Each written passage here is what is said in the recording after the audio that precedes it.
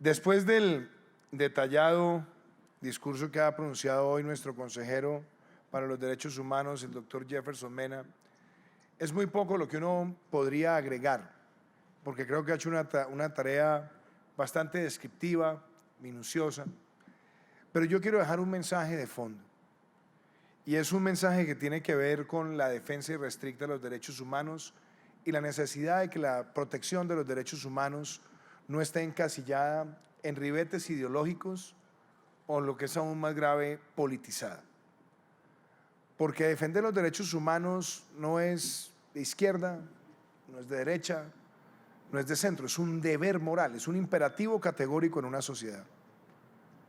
Y adicionalmente, la forma en la que se deben defender los derechos humanos está siempre enmarcada bajo los criterios de la verdad, de lo que los griegos llamaban el veritas, y es hechos incontrovertibles. Porque una de las grandes falencias que ha tenido en el mundo el debate de los derechos humanos es que los derechos humanos terminan siendo invocados para unas causas y para otras no. Terminan siendo utilizados para algunas políticas y para otras no. Inclusive, en un país como el nuestro, es a veces curioso que cuando hay violaciones de los derechos humanos por parte de algunos actores armados que han tratado de justificar su violencia con ribetes ideológicos, se han tenido condescendencias, contemplaciones, o se trata de hacer diferenciaciones entre quien usa un ribete ideológico con un arma y quien no lo hace, aunque cometan el mismo crimen, algo que no deja de ser profundamente absurdo e inexplicable. Pero también cuando en el análisis de la política de derechos humanos se dejan por fuera otras políticas, lo que se está haciendo es una segregación de qué para algunos son derechos humanos y qué no es para otros. Y eso también hace daño a la construcción del veritas. Y la defensa del veritas se tiene que soportar es en la información, en la transparencia de la misma, en lo incontroversial, en la trazabilidad, en ir a la fuente primaria y tener la capacidad de a partir de allí hacer análisis. Por eso, derechos humanos no es solamente la defensa de la integridad personal. Derechos humanos son los derechos de minorías. Derechos humanos son los derechos de los niños. Derechos humanos son los derechos ambientales, culturales. Derechos humanos son también los derechos colectivos. Derechos humanos son también los derechos políticos. Derechos humanos son los derechos al buen nombre, a las libertades de expresión, de prensa, de asociación. Y poniendo todo esto sobre una balanza, uno podría decir, ¿por qué se estila llamar a muchos gobiernos en el mundo que son demócratas como gobiernos violadores de los derechos humanos sin sustento y sin soporte, y a otros gobiernos que son dictaduras oprobiosas, autoritarismos vergonzosos, se les atenúan sus conductas más gravosas? Es muy importante decir eso en un encuentro como este, porque los momentos que vive el mundo nos tienen que llevar a estremecer y a reflexionar. Que mientras nosotros estamos teniendo esta conversación y mientras existe una carta de las Naciones Unidas, uno de los 5 miembros permanentes de la Organización de las Naciones Unidas está cometiendo, mientras estamos teniendo este encuentro, uno de los peores genocidios que hayamos visto en la época reciente. Apelando inclusive a minas antipersonales de la forma más brutal, como nos narraba hace 2 días Howard Buffett en su visita a Colombia. O viendo cómo se bombardean hospitales infantiles. O viendo, por ejemplo, cómo se están utilizando trampas con juguetes en las calles para asesinar infantes, o cómo se trata de asfixiar y privar del alimento a tantas comunidades. Es realmente inexplicable que eso ocurra. Pero así como están esas cosas trágicas y dolorosas que merecen el rechazo del unísono de la humanidad, también es igualmente importante saber reivindicar las cosas que son capaces de hacer algunas naciones. Y qué bueno, además, que la misma estructura del multilateralismo, la misma organización de las Naciones Unidas, organización en la cual tuve el honor de trabajar y de participar en una investigación que tiene que ver con los derechos humanos, también pueda, al igual que eleva esa voz de condena necesaria ante estos hechos, ojalá cada vez con más fuerza, poder mirar los ejemplos que en otras latitudes del mundo están ocurriendo y darnos cuenta que con hechos tenemos historias, narrativas que tienen la veritas como su guía. Y lo quiero plantear con unos muy sencillos indicadores de nuestro gobierno. Empecemos por el artículo 44 de nuestra Constitución. Los derechos de los niños, que están por encima de los derechos de los demás, como lo dice nuestra Carta Política. En este gobierno, en 4 años, en medio de una pandemia, logramos que quedara inscrito en el ordenamiento jurídico de Colombia la imprescriptibilidad de los delitos contra niñas y adolescentes. Logramos sacar adelante la ley que aboga por el fin del castigo físico y promueve la crianza amorosa. Se crea el sistema de registro de todos aquellos que hayan tenido investigaciones y conductas lesivas a la integridad de los menores para tener la alerta a la sociedad. Pero se logra que 2 millones de niños tengan acceso integral a la protección, 1,5 millones a través del ICBF y 500,000 a través del Ministerio de Educación Nacional. Y se haya hecho además la inversión más grande de gobierno alguno para la niñez de nuestro país, en cabeza del ICBF. Qué importante también que así como vemos ese sector esencial, nosotros también entendamos que cuando se trata de los derechos de las minorías, hayamos logrado en nuestro gobierno una representación sin igual de las comunidades afrocolombianas. En 200 años de historia, lo anotaba el doctor Jefferson, solamente 5 afrocolombianos se han sentado en un consejo de ministros, 3 en nuestro gobierno.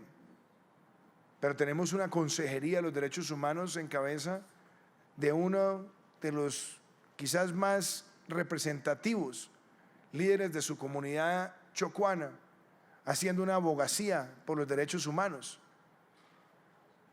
La presencia de varios de nuestros viceministros, también representativos de comunidades afrocolombianas que se empoderan para defender las políticas públicas. Dani, gracias, porque además desde el deporte estamos también generando esa integración.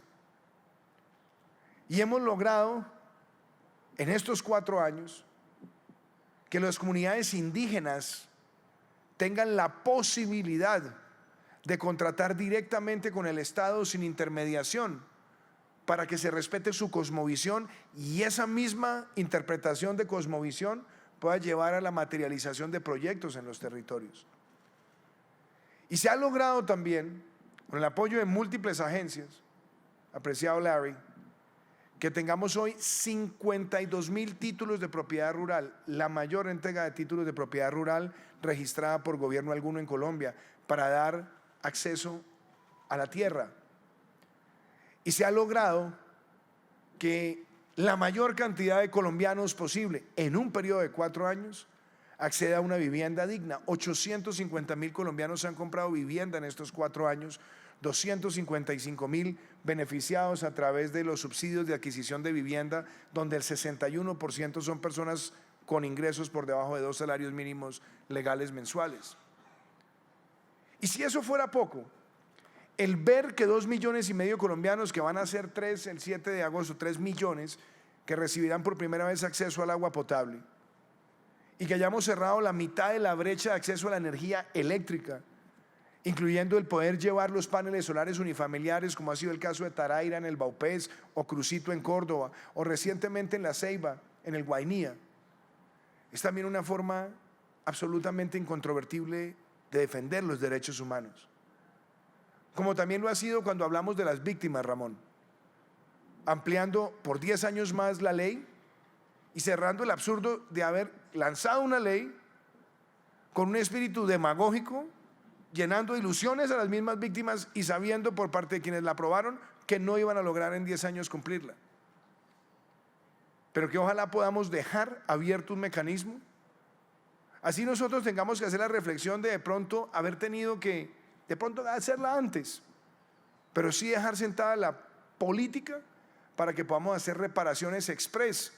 Y en lugar de estar demorándonos con reparaciones de a 40 millones de pesos por víctima, que nos puede tardar décadas enteras, empezar a hacer un pago por emolumentos mensuales a través de casi que una renta proyectada en el tiempo para las víctimas, que sería una forma tal vez más ágil y que sembraría más esperanza. Pero logramos para las víctimas también la reglamentación de su representación congresional, y logramos para las víctimas también algo muy importante: la mayor cantidad de reparaciones colectivas que se ha hecho en nuestro país y el mayor presupuesto para la reparación que se haya asignado. Todos con datos, Mireya, todos con datos, pero también desde el punto de vista de la política social. Haber logrado pasar de 3 millones de beneficiarios de programas sociales a 10 millones de hogares beneficiarios, manteniendo una renta básica de emergencia que ha sido el ingreso solidario, mantener la demanda agregada de una nación y ver cómo en medio de una pandemia logramos la menor pobreza multidimensional desde que Colombia lleva ese indicador, y también la menor informalidad laboral desde que se lleva ese indicador con seguimiento trimestral. También esos son derechos humanos.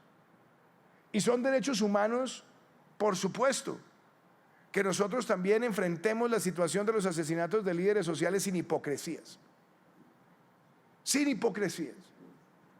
sin malas intenciones, sin tratar de buscar la celebración política cuando se presenta un asesinato, porque entonces se le endilga por acción o por omisión al gobierno. Salgámonos de esas prácticas malsanas que tanto daño le han hecho a este país, y entendamos que cuando se asesina a un líder social tenemos todos que rechazarlo al unísono, pero no señalando por la omisión al Estado, sino siendo implacables con el criminal que genera esos delitos. Y lo quiero soportar de la siguiente manera: pareciera muchas veces en el análisis, doctora de Rivero, que los líderes sociales en Colombia solamente empezaron a surgir a partir de la firma de los acuerdos de paz.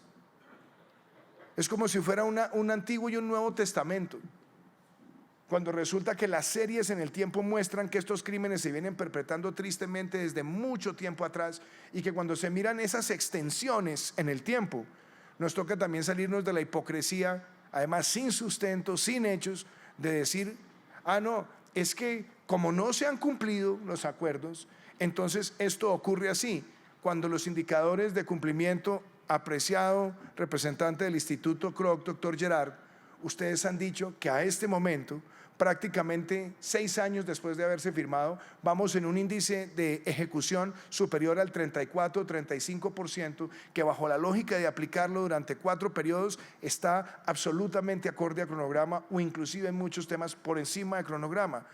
Pero si miramos la forma en la que se mira, si miramos la forma en la que se analiza la hipocresía de esos asesinatos, nos terminamos dando cuenta con que los asesinatos de líderes sociales vienen a la baja en los últimos años.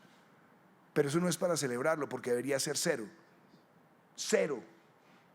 Pero qué bueno que para hacer una formulación eficaz basada en información pudiéramos poner todos esos datos sobre la mesa, que es lo que se busca con esta plataforma, y darnos cuenta que no podemos utilizar los datos al servicio de elementos políticos de momento, sino utilizarlos de verdad para lo que son, para actuar en materia de políticas públicas en las raíces de los problemas. Y eso me lleva también a otro aspecto, y es: ¿hasta cuándo en Colombia vamos a tratar de seguir siendo contemplativos con los delincuentes? Cuando miramos la historia de nuestro país ha tenido múltiples procesos de paz. Y uno de los hilos conductores tristes que tienen los procesos de paz en Colombia es la impunidad. Después de las atrocidades de las guerras de los 1000 días, Nada pasó. Nadie fue a la cárcel. Después, cuando la violencia fratricida entre los partidos, muchos miraron al otro lado y no hubo mayores sanciones. Después, cuando surgieron las mal llamadas guerrillas comunistas, que también empezaron a cometer toda suerte de atrocidades y con el pasar del tiempo se fueron fragmentando y empezaron a darse procesos individuales, siempre se decía, es que a partir de este momento hacen la paz, eso es para que no haya repetición. Y lo que ha venido ocurriendo es que consistentemente, como se dice eso, siempre se le da un incentivo a alguien en armas para pretender que por la vía de las armas tenga la suficiente capacidad de intimidación al Estado y por lo tanto esa impunidad se vuelve partera de nuevas formas de violencia.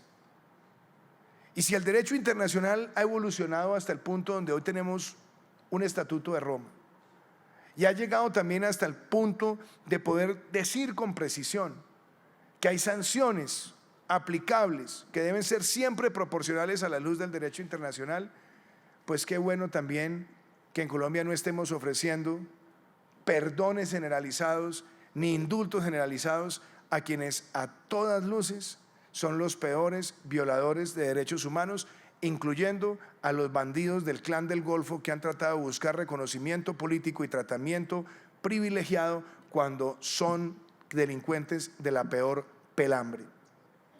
Entonces hago todas estas enumeraciones para que nos demos cuenta que este observatorio es para darnos los datos, la reflexión fría, certera, apropiada en materia de políticas públicas.